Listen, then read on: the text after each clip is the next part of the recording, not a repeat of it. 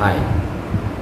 आज हम Sindh board first year Urdu chapter number 3 पढ़ेंगे। अभी तक हमने जो है वो 2 चैप्टर्स को, 2 असबात को इक़्तिबास की तशरीह के साथ पढ़ा। अगर आप उन सबको मिला दें तो उसका खुलासा भी तकरीबन बन जाता है। तो आज तीसरा सबक मुसलमानों का कदीम तर्ज़े तालीम, ये सबक लिखा है शिबली नोमानी ने, जो कि पैदा हुए थे 1857 में और उनका इंतकाल हुआ 1914 में। इस सबक में 15 इक़्तिबासात हैं, जिसमें से आज हम जो है वो कोशिश करेंगे कि ये सबक मुकम्मल हो, वरना इस सबक को 2 हिस्सों में जो है वो तकसीम करके आपके सामने लेक्चर रख दिया जाएगा। इक़्तिबास नंबर 1, 1945 तक, यानी जब तक तसनीफ़ व तालीफ नहीं शुरू हुई थी, जो ताल्लुम व तालीम थी वो अरब के सादा और नेचुरल तर्ज़ ज़िंदगी के लिए मौजू थी। अलूम वो थे जिनको हाफ़ज़े से ज़्यादातर ताल्लुक़ था। बहस तलब मसाइल भी मामूली फ़हम की दस्तरस से बाहर ना थे, और तर्ज़ तालीम तो बिल्कुल वही था, यानी सनद व रिवायत, जो कदीम ज़माने से इनमें राइज था। लेकिन 100 बरस की मुद्दत में तमद्दुन बहुत तरक्की कर गया, और इसी निस्बत से तालीम भी ज़्यादा वसी और मुरत्तब व बाकायदा होती चली गई। ये आपका जो है वो पहला इक़्तिबास हवाला सबक। ये इक़्तिबास सबक मुसलमानों का तर्ज़ तालीम से लिया गया है। हवाला मुसन्निफ़ इस सबक के मशहूर अदीब इल्लामा शिबली नोमानी ने इस सबक को तहरीर किया है। अब आ जाते हैं इक़्तिबासात की तशरीह पे। अल्लामा शिबली नोमानी मुसलमानों का कदीम तर्ज़ तालीम के मुताल्लिक़ लिखते हैं कि इस्लामी अहद शुरू होने से 145 हिजरी तक तालीम के मैदान में किताबों को मुरतब करने का सिलसिला शुरू नहीं हुआ था। तालीम हासिल करने और महारतों के सीखने का जो तरीका कदीम तौर से चला आ रहा था, जो अरब के रहने वालों की सादा और कुदरती ज़िंदगी के लिए दुरुस्त समझा जाता था, वही सिलसिला राइज था। ऐसे अलूम मौजूद थे जिनका ताल्लुक हिफ्ज़ करने की सलाहियत से था, और जो मसले मसाइल माशरे में मौजूद थे वो मामूली अक्ल व फ़हम रखने वालों से हल नहीं होते थे। तर्ज़ तालीम सनद और रिवायात पर मुश्तमिल था, और जो ज़माने कदीम से चला आ रहा था। तकरीबन 1 सदी के अरसे में अरबी की माशरती ज़िंदगी में बहुत तरक्की आ गई, और इस ताल्लुक़ की वजह से तालीम का मैदान भी ज़्यादा वसी होने लगा, और तालीमी तंजीम भी में भी बाकायदगी आती चली गई। इसके अरसे में अरबी की माशरती ज़िंदगी में जो है वो तरक्की आने की वजह से इसके बहुत ज़्यादा वसी होती चली गई अरबी ज़बान। ये आपके पहले इक़्तिबास की जो है वो तशरीह थी। अब आ जाए दूसरे इक़्तिबास की तरफ। इसमें जिन अलूम को रवाज आम हासिल हुआ वो नहू, معنی، لغت، فقہ، اصول، حدیث، تاریخ، اسماء الرجال، طبقات اور ان کے مختلف معلقات تھے۔ عقلی علوم کا سرمایہ وہ بہت کچھ جمع ہو گیا تھا مگر رواج عام حاصل نہیں کر سکا، جن کی وجہ سے یہ تھی کہ سلطنت نے اس کی اشاعت پر چندان زور نہیں دیا تھا اور عام ملک کو کچھ ناواقفیت، کچھ مذہبی غلط فہمی کی وجہ سے فلسفہ اور منطق کے ساتھ ہمدردی نہ ہوئی۔ یہ آپ کا دوسرا اقتباس ہمارے سبق اور مصنف میں پہلے بتا چکا ہوں، یعنی ہم مختصراً یہ کہہ سکتے ہیں کہ یہ سبق ہمارے درسی کتاب کے سبق مسلمانوں کا طرز تعلیم سے لیا گیا ہے، جس کے ادیب مولانا شبلی نعمانی ہیں۔ اقتباس آپ کی تشریح میں آ جائے گا۔ علامہ شبلی نعمانی فرماتے ہیں کہ اس دور میں یعنی 145 ہجری کے بعد مسلمانوں میں جن علوم کو فروغ حاصل ہوا ان میں نحو، عربی، معنی، فصاحت و بلاغت کا علم اور فقہ، شرعی مسائل کا علم، حدیث کے بیان کرنے والوں کی واقفیت کا علم، اصول حدیث، تاریخی علوم اور دینی علوم شامل ہیں۔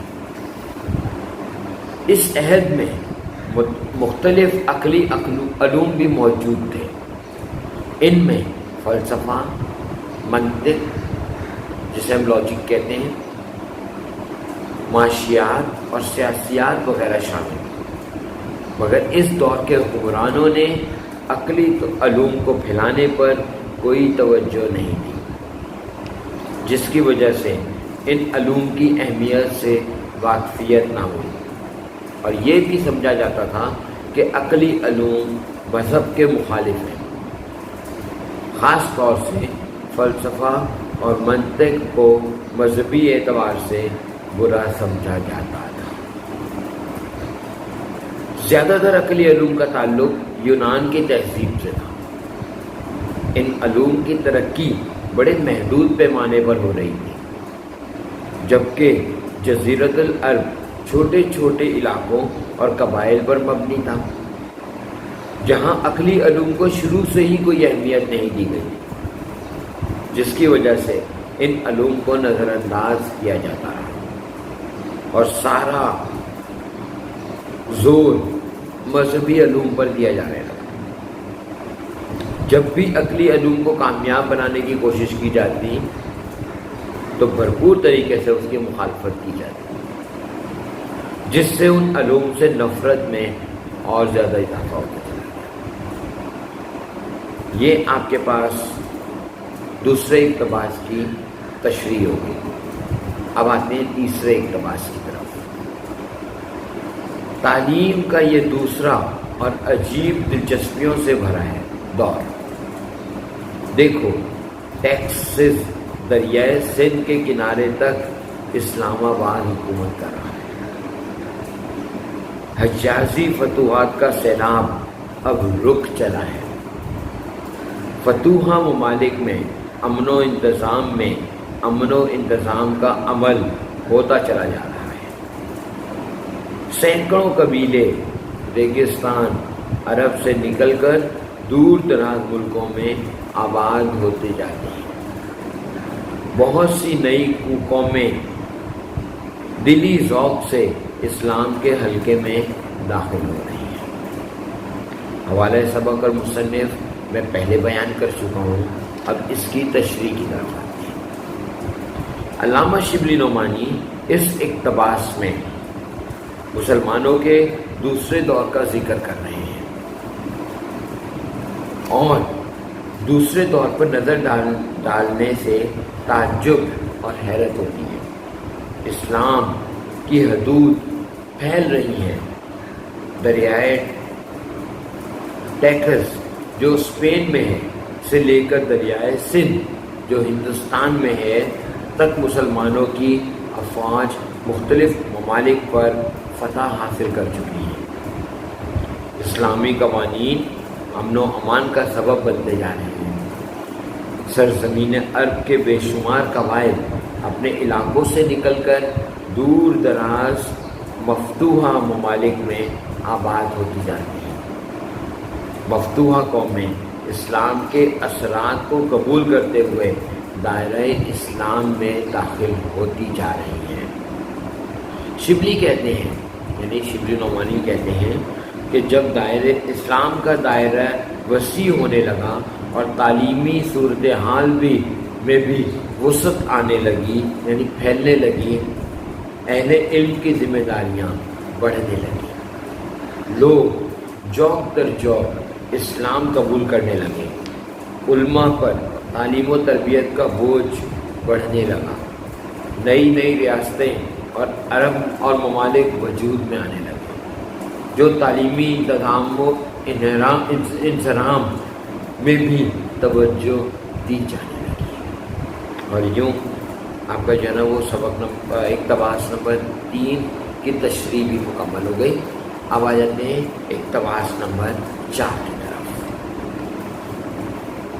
لیکن اب تک اس وسیع دنیا میں سلطنت کی طرف سے نہ کوئی سرشتہ تعلیم ہے، نہ ہی یونیورسٹیاں ہیں، نہ مدرسے ہیں۔ عرب کی نسلیں حکمران ہیں، مگر حکومت ایسی بے تعلق اور اوپری ہے کہ ملک کی عام اخلاق، معاشرت، تمدن پر فاتح اقوام کی تہذیب کا اثر ان پر نہیں۔ تمام علوم پر عربی زبان کی مہر لگی ہے۔ ان سب باتوں پر دیکھو کہ علم و فنون کس تیزی اور وسعت سے بڑھتے جاتے ہیں۔ مرد ہرات، نشاپور، بخارا، فارس، بغداد، مصر، شام، اندلس کا ایک ایک شہر بلکہ ایک ایک گاؤں علمی صداؤں سے گونج اٹھا ہے۔ اب حوالے سبق اور حوالے مصنف میں پہلے بتا چکا ہوں، اب اس کی تشریح کی طرف آتے ہیں۔ علامہ شبلی نعمانی مسلمانوں کے قدیم طرز تعلیم کا جائزہ لیتے ہوئے یہ تحریر کرتے ہیں کہ اتنی عظیم الشان فتوحات کے باوجود مسلم حکومت کی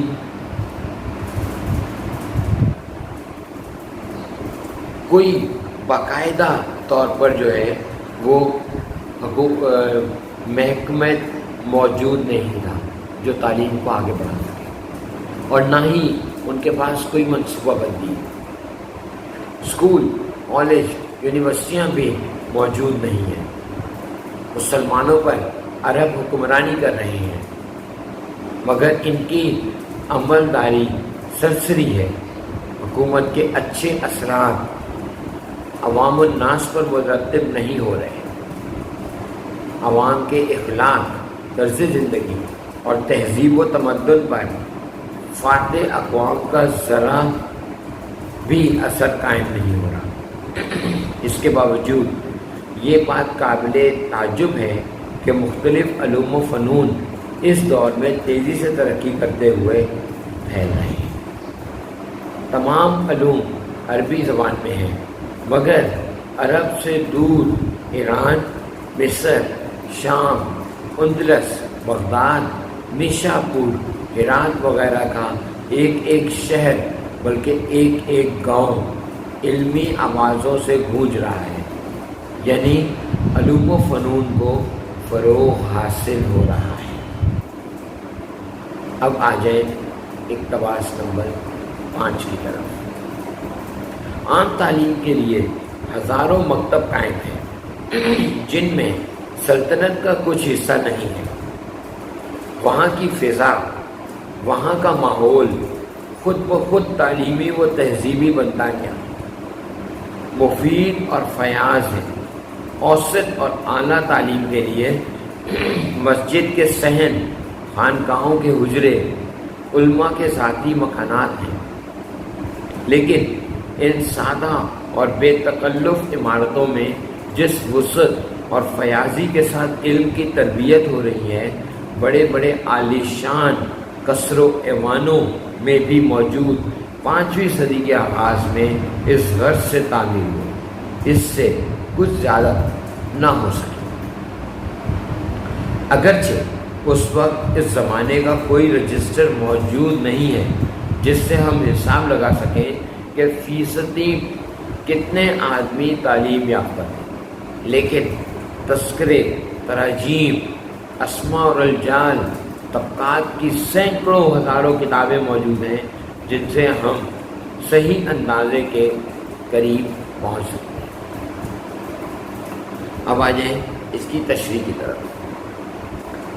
علامہ شبلی نعمانی مسلمانوں کے قدیم ترین تحریک کے متعلق مزید تحریک کرتے ہیں۔ عام تعلیم کے لیے ہزاروں مکتب مدرسے قائم ہیں۔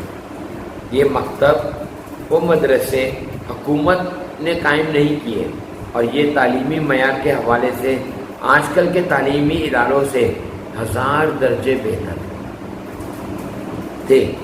اس عہد نے درمیانی اور اعلیٰ تعلیم کے لیے مساجد کے صحن، خانقاہوں کے حجرے اور عالم اور اساتذہ کے ذاتی مکانات تعلیمی اداروں کا درجہ رکھا۔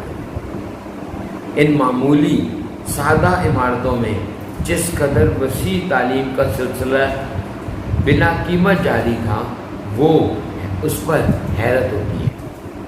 حالانکہ اس عہد میں بڑے بڑے عالی شان محل اور قلعے بھی تعمیر ہو چکے ہیں، اور خاص طور سے 5ویں صدی میں تعلیم کے لیے ہی تعمیر ہوئے تھے، لیکن اس کی اہمیت تعلیم کے حوالے سے کچھ زیادہ نہ ہو سکتی۔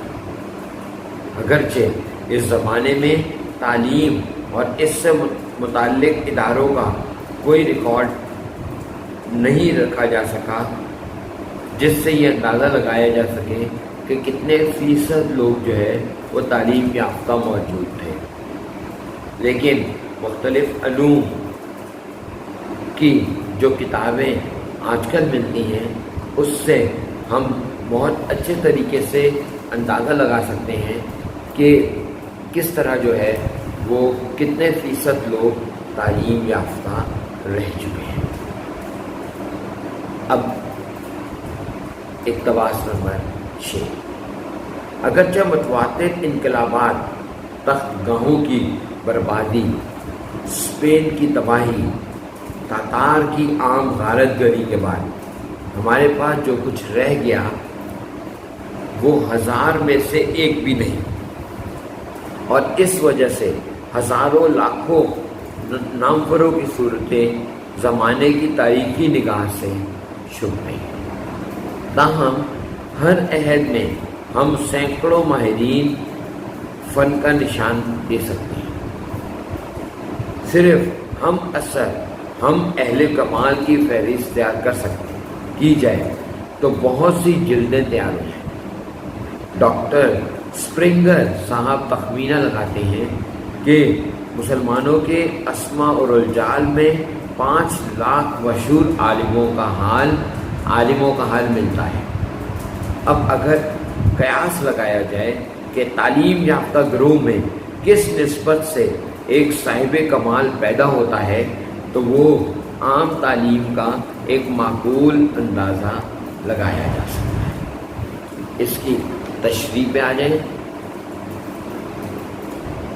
اس نثر پارے میں علامہ شبلی نعمانی یہ اظہار خیال کرتے ہیں کہ یکے بعد دیگرے آنے والے انقلابات، یعنی بڑی بڑی سلطنتوں کی تباہی، اسپین میں مسلمانوں کی بربادی، بغداد میں تاتاریوں کے ہاتھوں میں مسلمانوں کا ذلت اٹھانا، اور بے پناہ ہلاکت و تباہی کے باوجود مسلمانوں کے پاس جو کچھ باقی بچا تھا وہ آٹے میں نمک کے برابر بھی نہیں۔ انہی تباہ و بربادی کی وجہ سے ہزاروں لاکھوں نامی گرامی مسلمانوں کی کاوشیں، تحقیقات اور ایجادات زمانے کی نگاہوں سے چھپ گئے ہیں۔ اس کے باوجود ہم مسلمانوں کے ہر عہد میں موجود ماہر فنون اور علماء و اساتذہ کا ذکر کر سکتے ہیں۔ صرف ایک ہی زمانے کے، ایک ہی وطن کے اہل ہنر اور اہل فن کی فہرست تیار کی جائے تو کئی کئی جلدیں یعنی کتابیں تیار ہو سکتی ہیں۔ مشہور انگریز مورخ ڈاکٹر اسپرنگر حساب لگا کر یہ تحریر کرتے ہیں کہ مسلمانوں کے اسماء اور رجال یعنی حدیث مرتب کرنے والے لوگوں کی معلومات کا علم، اس میں تقریباً 5 لاکھ سے زائد مشہور عالموں کے حالات کا پتہ چل سکتا ہے۔ اب اگر صرف اندازہ لگایا جائے کہ تعلیم یافتہ لوگوں کے گروپ میں سے کس کا تعلق کس سے ہے تو ایک صاحب ہنر و کمال سامنے آ سکتے ہیں۔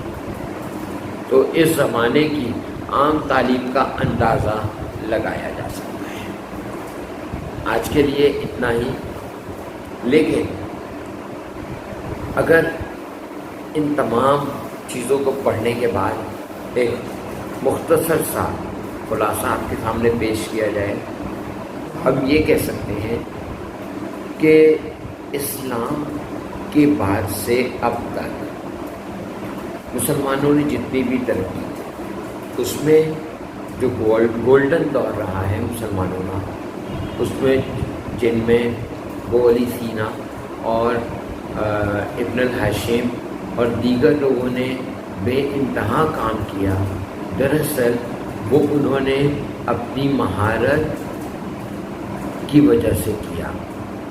اگر عرب کے ممالک اس وقت اپنے آپ کو حکومت کا اہم مرکز سمجھتے رہے تو انہوں نے تعلیم کی طرف کچھ بھی توجہ نہیں دی۔ انہوں نے صرف برائے نام تھی ان کی توجہ۔ جو مین جگہیں تھیں وہ کون سی تھیں؟ مساجد کے صحن، عالموں اور اساتذہ کے مکانات اور اس طرح کی دیگر جگہیں جہاں پر صحیح معنوں میں تعلیم کی ترقی کی طرف توجہ دی جانے لگی۔ مسلمانوں کے پورے دور میں اگر ایک نظر بڑھائی جائے تو جو اہم مسلمانوں کی ترقی کے لیے تعلیمی مراکز نظر آتے ہیں وہ ایک اسپین میں اور مصر کے الازہر یونیورسٹی کو دیکھ لیں، اور دیگر بڑی جیسے سر سید احمد خان نے انڈیا میں بنائی تھی، جہاں پر مسلمانوں نے تعلیم حاصل کرنے کے بعد جو ہے وہ آگے بڑھے تھے اور پاکستان کی جدوجہد میں شامل ہوئے تھے۔ تو یعنی باقاعدہ طور پر ہر دور میں تعلیم کی طرف توجہ نہیں دی گئی باقاعدہ جس طرح دینی چاہیے۔ تو ہم امید کرتے ہیں کہ آگے آنے والے وقت میں جو ہے وہ اس میں بھی بہتری آئے گی۔ ملتے ہیں نیکسٹ لیکچر میں، تب تک کے لیے اجازت۔